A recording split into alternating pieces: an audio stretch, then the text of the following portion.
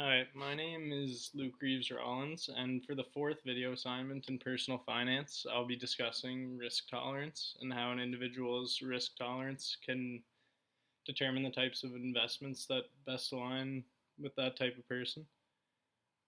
Any type of investment comes with some degree of risk. Risk tolerance is the amount of risk that an investor is comfortable taking on, or the degree of uncertainty that an investor is able to handle. Different types of investments have varying risk levels. Typically, in a low risk investment portfolio, we would see a more heavy reliance on fixed income. So, an example of fixed income would be a bond. So, a bond is a fairly low risk, and market fluctuations are going to have less of an impact on the value of a bond as compared to other types of investments.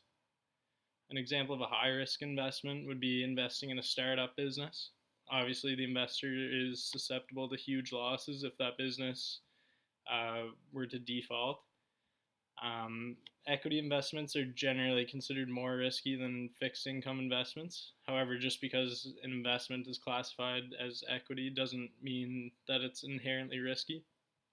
For example, investing in blue chip stocks that have been fairly consistent performers would be more of a medium risk investment. Um, Personally, I'm somebody that's always aware of risk and who's constantly weighing the pros and cons of any given decision. I'd classify myself as a moderately risky individual. While I'm not totally risk averse, I do not really like to gamble per se. Comfortable with taking on some risk as long as there's a justifiable reward and return. The reason I feel this way is because I feel that by taking calculated risks over time, the sum of the outcomes can be greater than the outcomes of constantly being risk averse. This is especially true in investing. By choosing what are considered safe investments, you'll rarely ever see large returns.